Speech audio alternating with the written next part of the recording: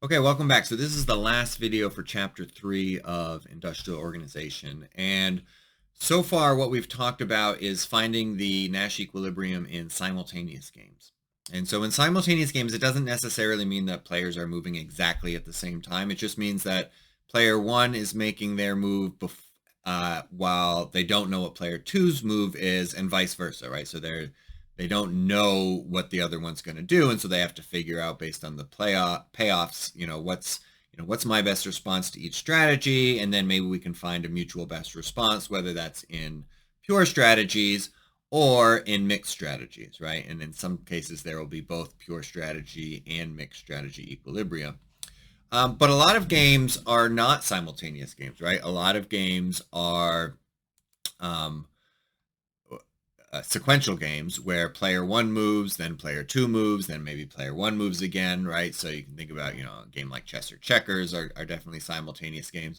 And of course, in economics, what we're thinking about is, all right, well, when do competitors observe each other's moves, right? If they don't observe them until both moves have been made, then we want to use a simultaneous model.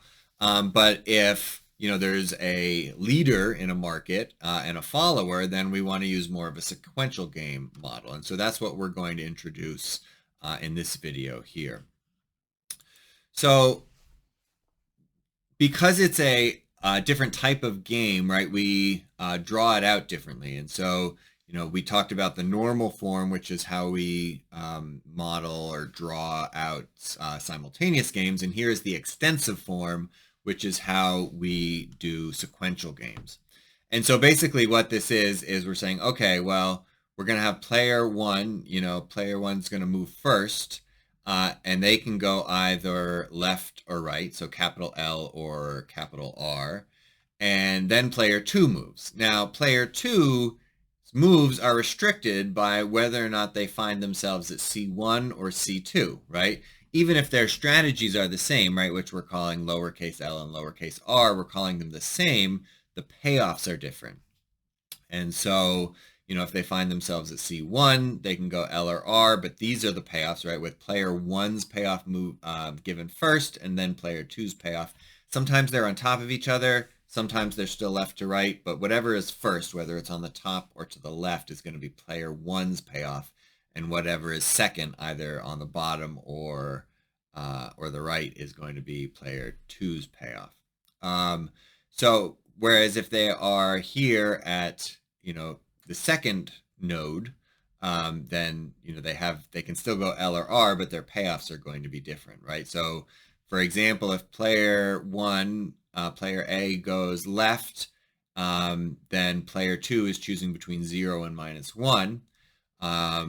And if player 1 goes right, then player 2 is choosing between 1 and 0.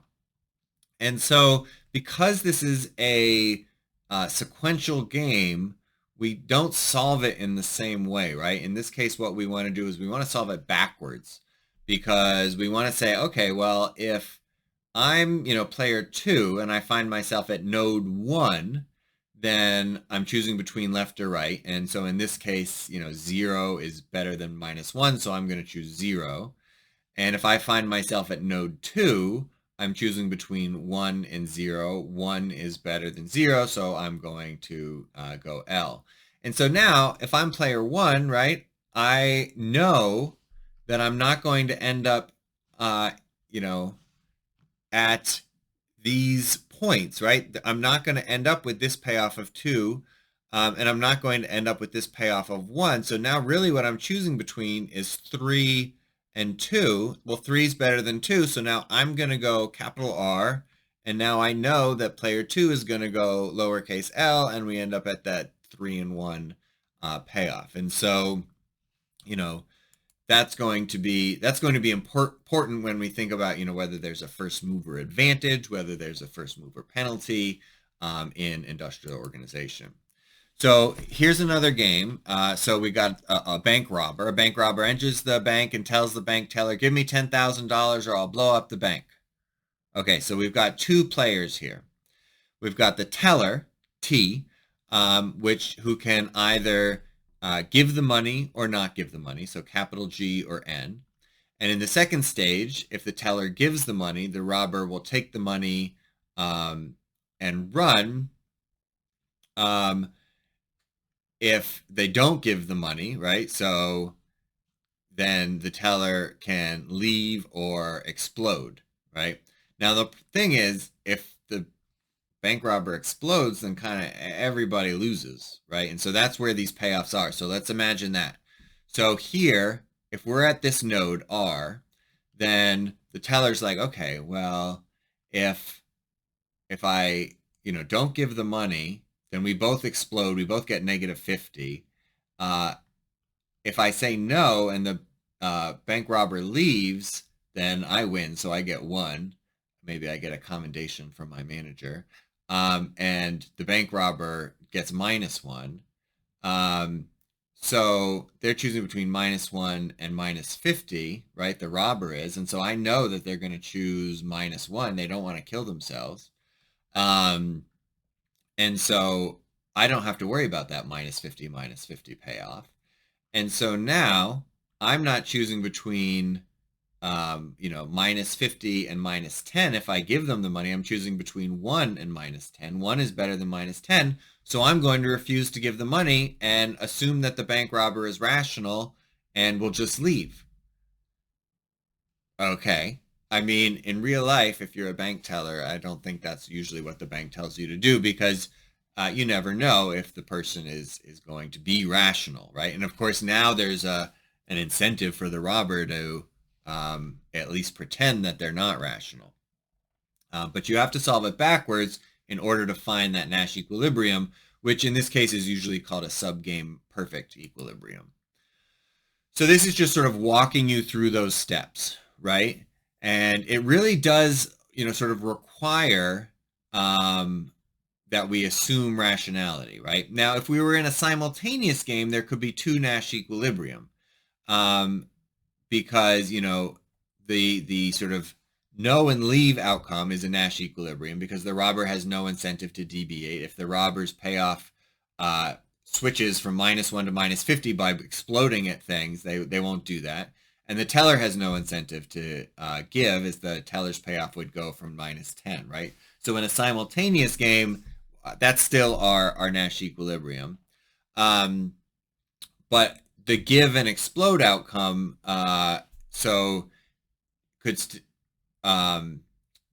it could be a Nash equilibrium as well, right? The robber has no incentive to deviate, as the robber's payoff would fall from 10 to -50, right? Because they've gotten the money, so they don't want to explode. And the teller has no incentive to deviate because their payoff would go from -10 from giving the money to -50 to exploding. But it's not a credible threat, right? And in this case, the idea of a credible threat is really important because of the sequential nature of the game, right? And so that's why we solve it backwards. So we think about each decision node and where they would go, right? And so we call this a subgame perfect Nash equilibrium. And basically we start at the bottom and say, okay, at each node, what's the rationality for the last player to move? And we cross out the one that is not rational. And then we can, go to the next level and say, okay, well, based on that, what's the rational move? And then just keep working backwards, right? And so, we can think about, let's go back to a more economic example and go back to our lemonade stand example, right, from the last video. And now we imagine that stand 1 has already set the price, right? Stand 1 is up there with a big sign. This is my price. And now stand 2 is setting up their price in period 2 after already observing their price. Now, firm 2's best response function remains the same, right? It's still a plus P1 over 2. And so that doesn't change. But now player 1 can see, right, what that's going to be. And so firm 1 can take that best response as given. So here's firm 1's profit, right? A P1 minus P1 squared. That's the same. That hasn't changed. Plus P1, but now times the best response of P2, which we got from here, right? So A plus P1 over 2. So we plug that in here, and we simplify the fraction. So we get, P1, sorry about that, it's P1 times A plus P1 squared all over 2. We simplify that with the AP1 and the minus P1 squared. We get 3AP1 minus P1 squared all over 2. Now you can see we've already done the substituting, right? We don't need to find, the two equations and two unknowns, because we've already sort of done that with player 2's best response. So now all we have to do is maximize. And so we have two terms here. We have 3AP1 over 2. That's our linear term. So that just becomes 3A2 when we take the derivative. Minus, and this is just 2P1 over 2, so that just becomes P1. And so now that's easy, right? P1 just becomes 3A over 2, or in order to compare it to P2, 6A over 4. And then we basically plug that into player 2's best response, right? So we plug that in here and we get 5A over 4. And what we can see is that player 2 in this case actually has the advantage. Player 2 profits are higher. If we plug those in, we get 25A squared over 16, which is larger than 18A squared over 16 for player 1. And so in this case, there's not a first mover advantage, there's a follower advantage. And that will just really depend on what the profit functions are, right? In this case, the profit function for each firm, so the prices are basically sort of complements in the profit function. So it's better for me if I can see your price and then set a slightly higher price, right? Or a slightly lower price, actually, in this case, and take some of that market from you. So in this case, basically what's happening is player 2 sees player 1's price. They set a slightly lower price, right? 5A over 4, which is less than 6A over 4. But because of that, they get a larger market share and their profits are higher. So there are lots of other games we can talk a little bit about. The ultimatum game is one where player 1 proposes a split of $1, player 2 accepts or rejects, and if they reject, they get nothing. The sub-game perfect Nash equilibrium is that player 1 offers just a penny, right, the minimum amount, and player 2 says, oh, okay, that's better than nothing, and they accept it. In fact, that is not what we see in practice, right? What we see in practice is that the offers less than like 20 cents are rejected, and we see a lot of 50-50 splits.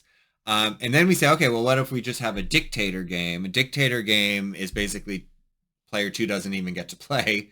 They just get part of the money based on what player 1 says. And in this case, we would expect them to get nothing. But in fact, that is not what we see usually. Player 1 usually gives them some positive amount.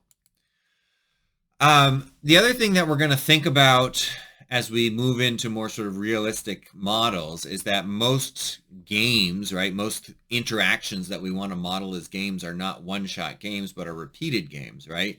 And so, I'm going to set the price this week, I'm going to set the price next week, I'm going to set the price the week after, and I'm interacting with you as my competitor over and over, and we don't really know how long it's going to go on, right? It could go on forever. It's not, we don't know. And in those cases, there's different possibilities, right? One possibility is that, one of us can punish the other one if we sort of deviate from some equilibrium. And what we see is that there are certain industries where we see that, right? Where we'll see sort of high prices, and then if one person tries to, set a slightly lower price in order to capture the market share, like Firm 2 did in that lemonade stand game, then all of a sudden the other player will drop the price a lot lower in order to punish them, and so that they won't do it again, right? And then we'll see the prices go back up. And so we do see that, in some industries, and we'll talk about that more as we go on. So, if we think about it, right, like price competition is often like a prisoner's dilemma, right? So here's an example with Ford and GM, We can have sort of soft competition where we, compete a little bit, but we keep the prices high. Or we could have tough competition where prices are a lot lower and basically profits become zero.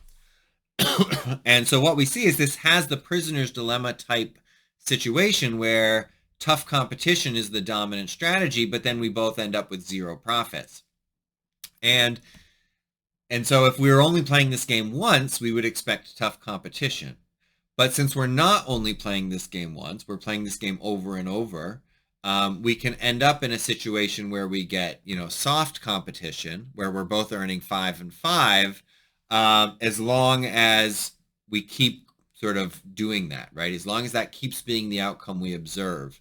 And so what we'll talk about is something like called trigger strategy, where basically, if I'm GM, I keep playing soft as long as Ford keeps playing soft. But as soon as Ford plays tough, then I'm going to play tough forever, or at least for long enough that it punishes Ford.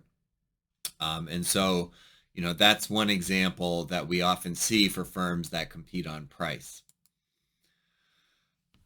Other things that we sort of want to think about are, the idea that people have a taste for fairness, and if firms get, a reputation for not being fair, then that can backfire on them. And the other thing is that information is not always complete and symmetric and perfect, right? Which we sort of started off the chapter talking about. We can have imperfect information, so we don't know what the other player has actually played. We can have asymmetric information where one player knows more than the other. And we can have incomplete information where, like, in terms of firms, right, we might not know the other firm's profit function because we might not know their costs, or we might not know their production technology. And so those are all going to be sort of important considerations when we think about finding the equilibrium in a game situation. So that's the end of chapter 3. Game theory, is going to be hugely important when we're thinking about the strategic interactions of firms. It's not 100% necessary, right? So a couple of the models, like the Cournot model and the Bertrand model that we're going to talk about, were developed in the 19th century before John Nash had developed sort of formal game theory. But it really does make it a lot easier to sort of think about, the different strategies and payoffs and how the strategies interact. And those Cournot and Bertrand outcomes can be modeled certainly in terms of modern game theory.